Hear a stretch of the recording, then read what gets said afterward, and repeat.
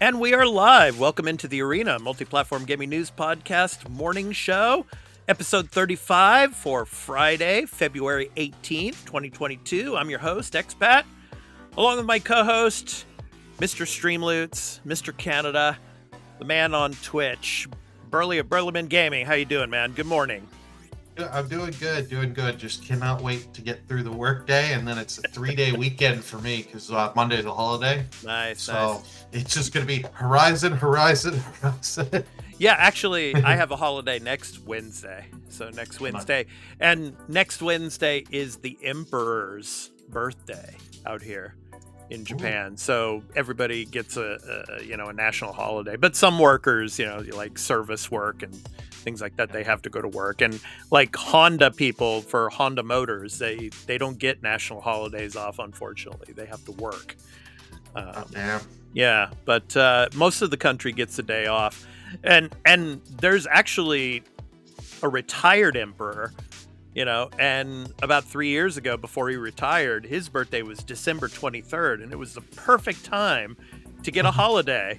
Like right before Christmas, you can do all your Christmas shopping and everything. Now, the new emperor, his son, took the reins, and his birthday is in February, unfortunately. So why couldn't his birthday also be in December? But anyway. Yeah, but anyway, next Wednesday I have that day off, so I'll be, I'll be doing that whole day besides doing the morning show with you later on. So, yeah, all the podcast stuff we're gonna make you do, so you can't play Horizon. Yeah, you and Carl are like plotting behind my back, I'm sure. No, we're not plotting behind your back. We're saying it live on this video. Well, you were plotting it behind my back until now, damn it. Yeah. Yeah. Okay. So our Friday edition today, we've got, some stuff about Battlefield. We're going to talk about Battlefield 2042 and the blame game. They're starting to blame their woes on Halo Infinite. We're going to talk about that. And, of course, the refund petitions that have been signed to get refunds for Battlefield 2042. So Battlefield 2042 and EA is not in a good position right now. We're going to talk about that. Assassin's Creed, Dawn of Ragnarok. We're going to talk a little bit about that, as well as the Assassin's Creed Rift is what it's going to be called. We're going to talk a little bit about that as well. And, of course, we will reiterate what we're going to be doing this weekend on the regular podcast as well. So, Burley, let's get into it because, you know what I'm doing after this morning show. Yep. I got a few little more things for Twitch to do because I got the Horizon deck last night done, and a few other little things done, but I still got some new stuff I got to get done for Twitch before I go live today. Nice. Yeah, so I'm looking forward to playing Horizon Forbidden West, after the morning show here and get started on it. And then, of course, for the podcast that we record tomorrow, episode 74, we'll have some initial reactions to the first couple of hours of the game. Of course, spoiler free. We're not going to spoil anything for anyone out there. So we're going to be talking about that. So okay, Burley, let's get the coffee brewing. Let's get that coffee cup and let's get started with EA and Battlefield 2042 and their blame game. Right after this. You got the coffee ready? Yeah, coffee's brewing. All right, here we go.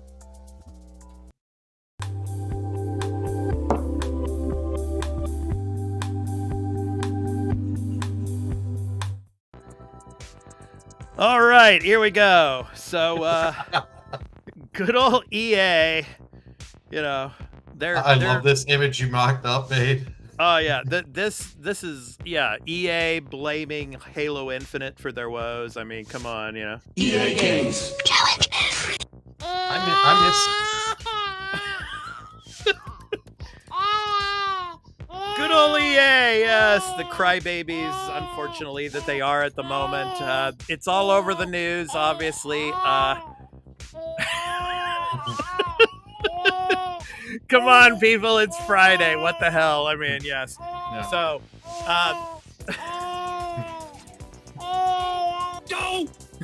yeah.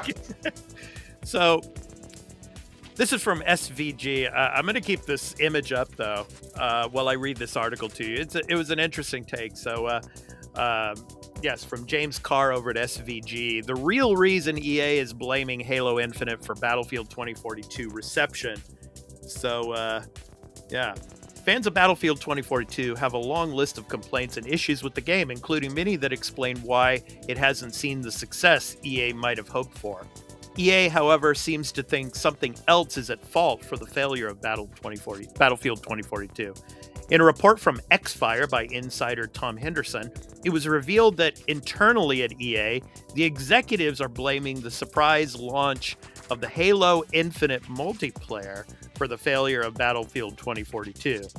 During an internal town hall meeting, Lori Miele, EA's chief studios officer, said that, quote, Halo Infinite, end quote, dropping its multiplayer near the launch of Battlefield 2042, made the game look bad. She also noted that Halo Infinite, even with its own issues, was far more polished than Battlefield 2042. EA didn't exclusively blame everything that went wrong with Battlefield 2042 on Halo Infinite, but even the small reference surprised some fans. EA confirmed in its financial report that Battlefield 2042 didn't meet expectations, and it makes some sense that the juxtaposition of the surprise Halo launch could correlate to the disappointing performance. The Halo Infinite multiplayer released on November 15th, 4 days before the full release of Battlefield 2042. And Burley, we were talking about this before the launch, and we were predicting that, man, you know, Halo's probably going to crush this game. Oh yeah. Being that it was coming out at that time. So while EA might be looking for a scapegoat, fans of Battlefield who aren't happy with Battlefield 2042 won't let it shift to blame. And also, of course, our other story is Battlefield 2042 refund petition. It's 200,000 signatures. So, Burley, what do you think of this, man? This blame game that's going on here. It's a pretty bad look for EA. Like, get the button ready. Is a little rant here. Oh, okay. EA. Which button are you referring to? The censor button. Okay. All right. Go for EA. it. What? That was our Kaito, and our, Yeah, of course, our for our Japanese fans and listeners. Of course, it's Friday, so I have to play the morning greeting message for all of our Japanese viewers and listeners out there. おはようございます。皆さん。Good morning, motherfuckers. 起きていない人もいますね。早く。起きて。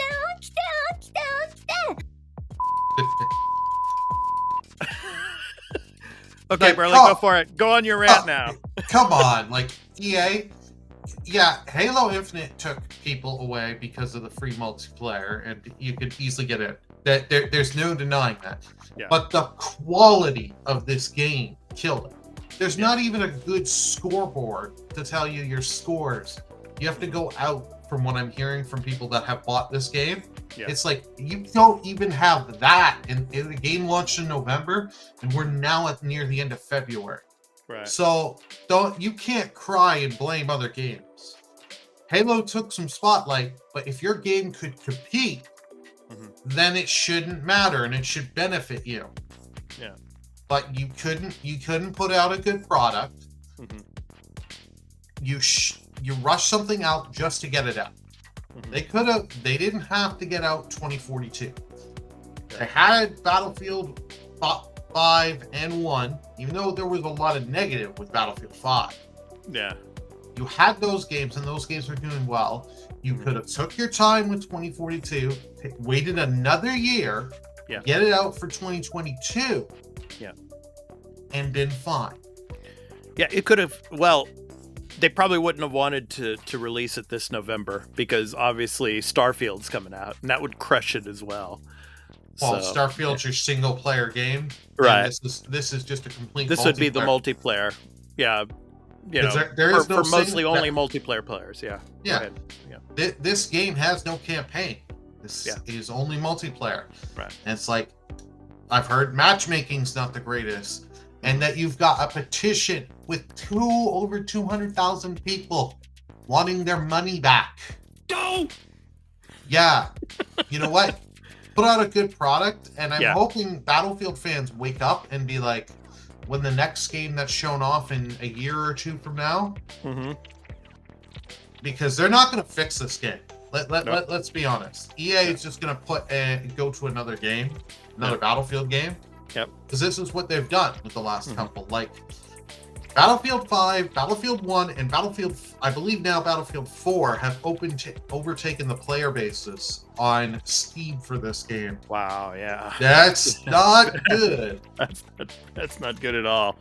No. Yeah. So it's like, I have no desire to... And this is supposed to be like a next-gen game, you know? Oh, yeah. You know, you can tell all next-gen all you want.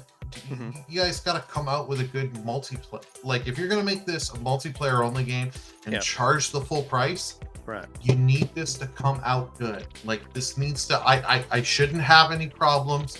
Yeah, you can have, you know, your little weird bugs and glitches with the certain spots of the map that do little graphical glitches, because every game has that, fine.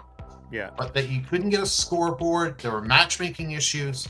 Yeah. This is 2020, late 2021 when this launched. Yep. There's no excuse for that anymore. You guys know you guys know by the pre-order numbers and all that, and you know this game's gonna sell. You need to put the money in the servers. If you are not willing to do that, don't launch a multiplayer game, in my opinion. So you know what? I hope these people that are petitioning the refund get their refund. And like EA has taken down a lot of the forums for this game, because people were trying to make forums to get help and from EA and stuff. They've been closing down forums. The EA has been closing down forums on this because they just kind of want to sweep this under the rug. It's like, no. If you bought the game, push for that refund. Push for the refund, people. If you're not satisfied, push for that refund. And now you know, don't trust DICE. You can't trust DICE in EA. The next game, don't be a day one adopter. Let other people that are gonna do it buy in, and you wait on them, and you wait on videos, wait on good reviewers and Twitch streamers to see how the game is and running. Then make the decision. Yep, I concur. Okay, Burley, let it out, man, in 3 seconds. 3, 2, 1, let your rant go. Hey, go! What the you mother... There you go. That feels good to get it out. All right, okay. So anyway, so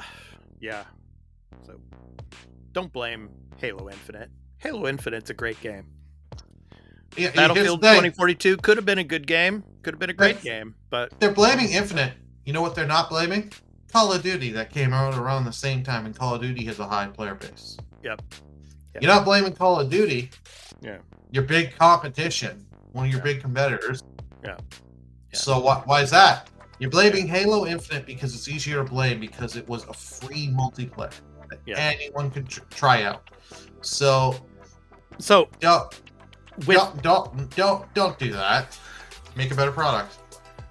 So with all of this now, do you think this will affect the time frame of when this game might come to Game Pass? Maybe, but if I was Microsoft, I wouldn't even bother putting this game on Game Pass. Because this game's... I would just rather be like... Because I don't know what Battlefield games are on Game Pass. I would be like, can we have 5? Can we have Battlefield 1? Well, I mean, they're basically on EA Play. So if you have Game Pass Ultimate, you automatically get, EA Play games. So, I don't know, man. So, we shall see. But, not a good look, that's for sure. Okay, so Burley, we're going to jump into Ubisoft now, and some more Assassin's Creed stories that dropped. So we're going to talk about that. But first, we're going to do our little drone promotion here, a little drone flight. So Burley's got the controller. We will be back right after this.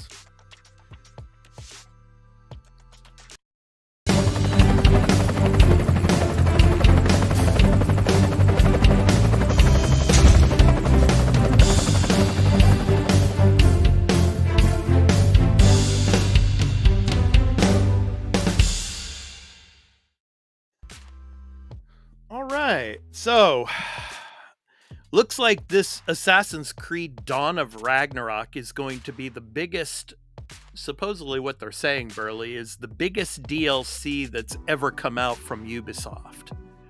That's what they're saying. They're saying it's going to be about a 15 gigabyte game, but it's going to be like about 35 hours worth of content. Now, I mean, it's like, yeah, that seems like a full game to me. But then again, they're saying it's just DLC. Yeah. But let me go ahead and read some of this. This is from, of course, PlayStation Lifestyle. And go ahead and read this for you from Rebecca Smith. So, Assassin's Creed Valhalla continues to be a strong performer for Ubisoft according to their latest financial results. On March 10th, the game will soon be getting the Dawn of Ragnarok expansion. You know, it would be cool if Kratos was also in that expansion as well. Obviously not. Oh, that would sell on like a Sony exclusive on the Sony platform. Oh yeah, it would be huge. That would sell hotcakes. Yep. So the Dawn of Ragnarok expansion, where players help Odin battle a new threat to Asgard. According to the publisher, Dawn of Ragnarok will be, quote, Ubisoft's biggest ever expansion. So Assassin's Creed Valhalla Dawn of Ragnarok will add around 35 hours of gameplay.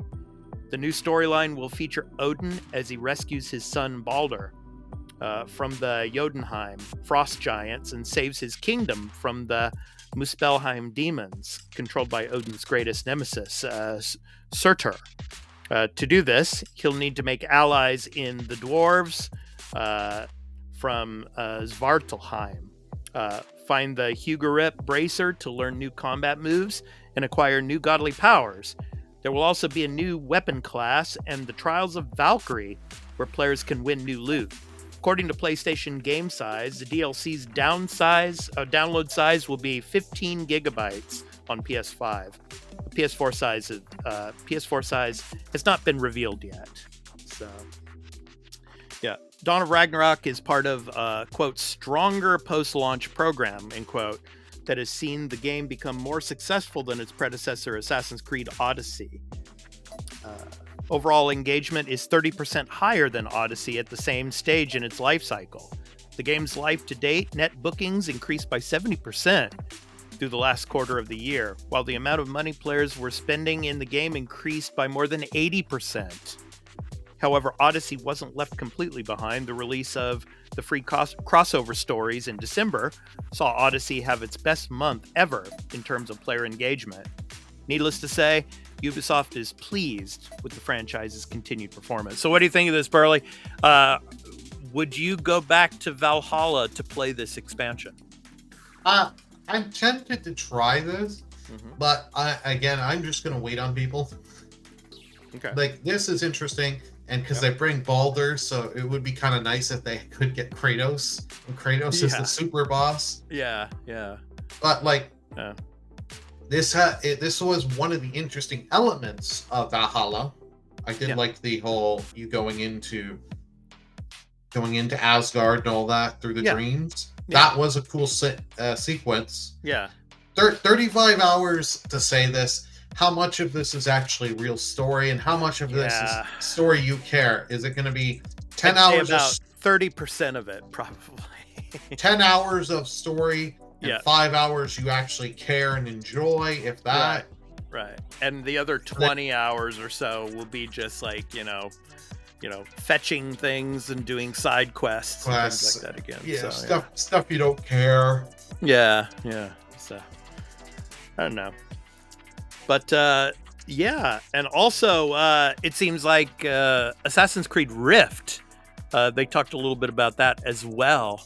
And Rift is going to have the main character in Rift is going to be Basim from Assassin's Creed Valhalla. Yeah, you remember Basim. And what they're saying, the reports is that this game is going to be set in Iraq, pre-Valhalla. So that should be interesting. Of course, Basim is, from the Middle East. So, yeah, maybe it's his origin story or something. If we're going to get some pre-Valhalla Iraq which should be interesting. But it's interesting that they're calling him an assassin, because he's really not an assassin yet. Because if any of you that have played the Assassin's Creed games, you know, the Assassin's Order doesn't become the Assassin's Order until, like, you know, the first game in Altair, you know, in Constantinople, you know, like in the 12th century. Yeah. With Vidic, or what's that? Yeah, but I mean, you know, around the 12th century, right? Yeah. So basically around the time of Valhalla, they're still called the Hidden Ones, which you see that in you know, Origins as well. So the beginnings of the Hidden Ones, you know. So Basim is technically a hidden one, not an assassin. So yeah, but go ahead, Burley. Yeah. I was gonna say, Basim, that stuff with him, I'm less interested with him. I'd rather see, you know, his side kick that he brings at the beginning of the game with him. Oh yeah, that gets injured. Mm-hmm. You have more character development, I felt, with him. I cared more about him than what little they do with Basim, and they sprinkle through the story. Right. And I mean, sprinkle, like, you get literally nothing, and then at the ending you get quite a bit, because they're like, yeah, oh, shit, we probably Burley, we probably shouldn't say, because there's probably some people out there that we're getting into spoiler territory now. Here's some people who haven't played Valhalla yet. It's like at the end of the story, they try and play catch up with this character. Yeah. After 30 hours and never doing anything with them, so it's like, no. Yeah. So. Yeah. So anyway, yeah, and there's more about Ubisoft, and we're going to talk about that right after this. So stay tuned.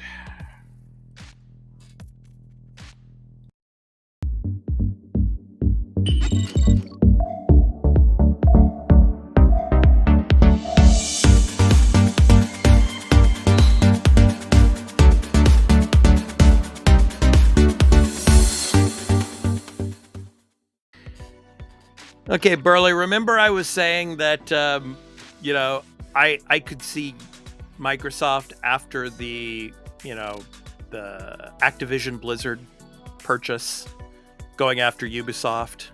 Yeah. I think this is the beginnings of that possibly becoming a reality. I feel it in my bones, Burley. I feel it in my bones. I think, yeah, of course, obviously Sony or someone else would have a chance to purchase Ubisoft. But with the company that's got the biggest wallet, yeah. I mean, if Ubisoft is going to be open to considering acquisition offers, wouldn't you think that they would probably consider the company with the biggest wallet to take them over? Oh yeah, that's what you're, yeah. There's not even a debate on that. They're basically, they put this out because they want to get it. The CEO, he wants a big payout just to walk. Yeah. Because who wouldn't? Let's be honest. If you got a good, Microsoft buys the company for, let's say, 10, 12 billion, right? Yeah. He gets his like 15, 20 million to just walk away. Yeah. I would. Like, yeah. Okay, I don't have to work, and you're gonna give me a giant check. Yeah. See ya. I'll give you a kiss, give you a hug, and all that, that, right? Yeah. This is like this. I'm curious to see who will buy if someone goes after them. Actually, breaking news: Nintendo has just announced they've acquired Ubisoft. Oh man, could you just imagine that? That would be oh god, I would. Mario plus Rabbids, here you come. You know, it's like that's all we're getting. Yeah. And so really anyway, yeah, small versions of Assassin's Creed. Right. Maybe we can go back to the whole open world. Doesn't take me 20 hours to get a crossblade through the map. Yeah, excuse me. Yeah, and basically, all the Assassin's Creed characters would be thrown into Smash Brothers or something. So, All right, let me go ahead and read this story for all of you. So this is from GamesRadar.com, and Austin Wood, Ubisoft CEO, says the company, quote, can remain independent, end quote, but would consider acquisition offers. So as the game industry continues to consolidate, Ubisoft CEO Yves Guillemot says the House of Assassin's Creed and Far Cry, quote, can remain independent, end quote, but would review offers from other companies.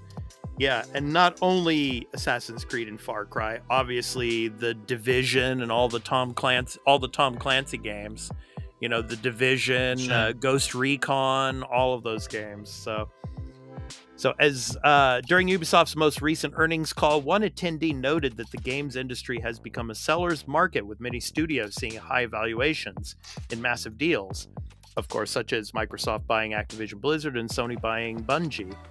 Addressing Ubisoft's openness to potential acquisitions, Guillemot affirmed that the company isn't desperate for a buyer, but also isn't totally opposed to the idea. Quote, we are always making our decisions in the interest of our stakeholders, which are our employees, players, and shareholders, end quote, Guillemot said. Quote, Ubisoft can remain independent. We have the talent, the industry scale, and a large portfolio of popular IP. As you saw in the press release, our IPs are sought after by the biggest global players in entertainment and tech. Adding to that, if there were an offer to buy us, the board of directors would, of course, review it in the interest of all stakeholders, end quote. Yeah, just imagine you see, you're a fly on the wall and you see this board of directors meeting and you see like these like 20-digit numbers that are on the table there from, like, say, Microsoft, and they're just like, deal. Mm-hmm. Well, yeah. Yeah. But it'll be interesting to see if anyone goes after them, and it's going to be interesting to see what company buys what next. Yeah. Because, like, we can all agree, no one saw the Bungie one coming. Yeah, no one saw that. The PlayStation buying Bungie. Like, still, I'm still trying to think why Sony, out of all of the companies to buy, Sony went for that. Like, Well, I get it, I gives think- them a first-person shooter in the movie Right. stuff, but I think that's the easy assumption, is that, you know, with Microsoft getting Call of Duty, you know, you figure they were pretty desperate to have their own first-person shooter of their own to you know, to counter that. So Yeah. yeah. So anyway, later in the call, Guillemot responded to a separate question asking why Ubisoft hasn't received any acquisition offers, simply affirming that, quote, we will not speculate on why people haven't made an offer, end quote. When pressed on how the company may react if an offer was made, Guillemot maintained that he, quote, can't comment on anything further, so, end quote. So basically that might mean that they're already getting offers and he can't say anything right now. oh yeah, I have a feeling that Yeah. people have made them offers. It's just whether or not the number is what they want it to be, and Right. be that Microsoft or Sony has written the check with the magic number to get them to say yes. Or obviously because Microsoft is, say, let's just say it's Microsoft, for example. Mhm. They maybe can't say anything because Microsoft is still waiting for the Activision deal to go through before they can formally announce something, you know. So Yep, maybe that's, Quite true. yeah, That's highly possible. yeah, we shall see. So Guillemot's comments are fairly neutral overall, though it is interesting to hear that Ubisoft is perfectly open to acquisition offers given its size. Throughout this call and the accompanying press release, Guillemot and other Ubisoft executives repeatedly stressed that its large stable of IP has enabled it to build a uniquely valuable, quote, recurring, end quote, business strategy supported by evergreen releases like Assassin's Creed Valhalla and Rainbow Six Siege, which is positioned as part of the reason it, quote, can remain independent, end quote. And of course, was it Rainbow Six Extraction is now, of course, on Game Pass, which, yeah, that's I kind think of helped. interesting in I itself. think that helped that game. Yeah. Because Yeah. I'll be honest, I will never if you make me have to buy that game, I'm waiting for that game to be so freaking cheap before I ever buy and play it. But it's on Game Pass. It's like, I can try this for an hour and see how it is. Right. Yeah. So but yeah, honestly, I think Microsoft would probably be the company that's going to pick them up. I really do. They just have the biggest wallets, but they have to wait for the Activision deal to go through first. You know, I think Microsoft will be more pushing to buy them than Sony. Yeah, I well, don't think Sony might have put out an offer already, and yeah, I was gonna say I could see Sony, Sony trying to get the offer out to them. Yeah. But I don't think Sony is gonna go too hard for Ubisoft. I think they'd rather that they probably have put out an offer, but it's like, is this something we want to buy, like really own? Yeah. I just I don't know, man. I just who knows? We could get a shock in left field that Nintendo buy them. Nintendo, but that's the highest. No, I mean, highly doubt it. Or Apple. And the Nintendo CEO even came out and said we're not into the acquisition game. We're just. I mean, what we'll acquire smaller studios, you know, and things like that, but they're not into the big, like, major, you know, publisher like Ubisoft or Activision type of, you know, acquisitions. They're just not into that. So, but I mean, yeah, I just I think it's going to be next year. I really do, because once this Activision deal goes through, then they can maybe announce. You know, we shall see. I feel, like I said, I feel it in my bones, Burley. I think Ubisoft's going to go to the way of Microsoft. Yeah. And all of those IPs will be added to the Game Pass library, just like the Activision games, just like the Bethesda games are going to be added. And then after that, the big trifecta, it's going to be probably Take-Two or a Japanese publisher, like maybe a Capcom or something. Well, I think if Microsoft, they've got a good enough hold in the West, I think they'll go Japan more than going for Ubisoft, personally, because that's the market they're doing probably the worst in. And you want to and what gives you the best thing? Getting a big Japanese studio. Yeah. And there are already, I know you don't like talking about this, there are already rumors, because we got the Resident Evil event coming in a couple months, that because people are data mining it, and people are making things we can now present all Resident Evil games are coming to Game Pass and day one, and we are now part of Microsoft Studio. It's like, oh, I personally kind of love to see that, but I think I think they may do a deal with Game Pass, but I can't see Microsoft getting them being announced right now. Yeah, because of the whole Activision deal. Okay, before we end the show, Burley, let me throw this one at you, because this one was making the rounds on social media too. Could you see Elden Ring coming to Game Pass day one? Oh. No, I can't see it. But if you haven't seen, like, I've seen stuff on Twitter by like Bandai Namco about them and PlayStation being really chummy. Because people are like, oh, Elden Ring first debuted on a Microsoft thing, and it was actually released on a Sony Japanese event, and it's like, well, it's From Software. I mean, From Software is a Japanese company, Japanese development studio. Yeah, actually, one of my students here in Japan, his girlfriend works for From Software. So, oh, cool.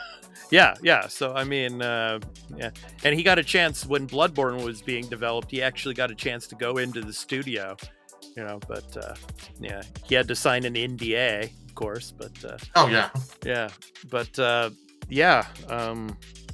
don't see it coming to Game Pass day one. It won't. No. I mean, what Dark Souls games are on Game Pass? I don't think any of them are.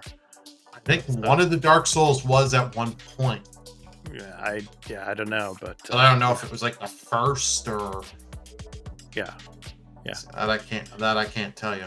But it's interesting because Danganronpa has come to Game Pass, so I wouldn't be surprised if some of those other big Japanese games start coming into Game Pass pretty soon.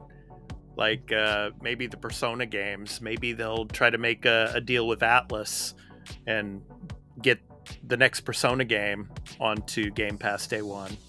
Who knows? Or get some of the older Persona games like Persona 4 onto Game Pass. Because if Danganronpa is going to show up there, and then you'll probably start to see the other Danganronpa games, jump into it as well. So we shall see. Yeah. So good stuff. All right. Okay. So just a couple of announcements. Of course, our latest Extra Take episode, of course, on Pokemon Legends Arceus is up on our YouTube channel at youtube.com/TheArena Productions. So the link there is below to go check that out. Burley gave about 15 minutes worth of gameplay footage, and we did a gameplay review of the game. So, if you've played Pokemon Legends Arceus or you're interested in seeing what it looks like, come and check out our video there. And also, of course, episode 73 of the Arena Multiplatform Gaming News Podcast is, of course, up on free podcast services in audio format and in video format on our YouTube channel as well. And all of our content, of course, is on our Patreon at patreon.com/thearena_podcast. So we not only do video game content, but we also do entertainment and pop culture content. For example, our Marvel show, our Star Wars show. Soon we're going to be starting our Star Trek series as well, and on sci-fi movies. And we do live streams for season reviews, like we did for the Book of Boba Fett. So all of that goes to Patreon in early access. And it's ad-free, so any of you that want to support us and help us out with all of our content creation and making it better for all of you, please come check out our Patreon. So, some good stuff there. And, of course, we're also on Twitter at the Arena AMPGMP, which stands for a Multi-Platform Gaming News Podcast. So myself and Burley and our other co-host, Turn-Based Carl, we're on there tweeting away, especially Carl. He loves to chat with all of you on Twitter. So, come check out our Twitter page as well. So, And, of course, on our Twitch channel, of course, we do the morning show here as well as on our YouTube channel at The Arena Productions. So you can check that out. The link is below here. So, and we just reached 10,000 views on our YouTube channel. Ooh. And we're just getting started, and of course we're pushing for YouTube partner as well. So any support you can give us when you come and watch our videos, watch it in its duration, hit that like and subscribe button, and help us out. Help us. We would love your support, and all of you who are supporting us now, we really appreciate it, and thank you so much for that. So you're all awesome. Yep. And one final announcement, of course, our next episode, of course, of the Arena Multi-Platform Gaming News Podcast, episode 74, we're going to be recording tomorrow, me, Burley, and Carl. So our topic of the show is going to be our favorite open world games. So we're gonna describe our favorite open world game and why we think it's the best open world game. So we're going to be talking about open world games as our topic of the show. So stay tuned for that. We're excited for that. And of course, we'll probably be talking a little bit about Horizon Forbidden West. We'll be talking about all the new game releases for the upcoming week, as well as talk about what we'll be playing and streaming.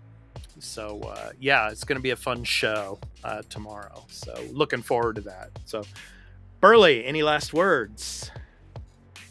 No. I can't wait to record tomorrow. That's going to be fun. Burley's got his Burleyman gaming axe ready to cut the feed, because he knows I'm going to be jumping off to play Horizon Forbidden West for the first time tonight. So, and I got a few little things for Twitch to get done before I go live, so I want to get that done today too. Right. Yeah. Here in Japan, my time, Horizon dropped at 2 p.m. So. Yeah, it's 9:40 in the evening here, Japan time, as we record the morning show. So, of course, for Burley, it's 7:40 in the morning. Of course, so for all of you out in the West, of course, it's a morning show, obviously. But it dropped for me at 2 p.m. So I'm raring to go to get into it, to start playing it. So I'm looking forward to it. So. Okay, so that's going to do it. thank you all so much for coming out and watching us. You know, those of you who are coming on video on demand, either on YouTube or on our Twitch channel, and even on Twitter, thank you so much. And we appreciate all of you. And we hope to catch you next week on Monday at 7 a.m. Eastern time for our next edition of the Arena Multiplatform Gaming News Podcast Morning Show. All right. So thank you so much. Have a great morning. Have a great rest of your day. And have a great weekend, everyone. So take care, and we'll see you in the next one on Monday. Peace out. Burley, kill the feed. With pleasure.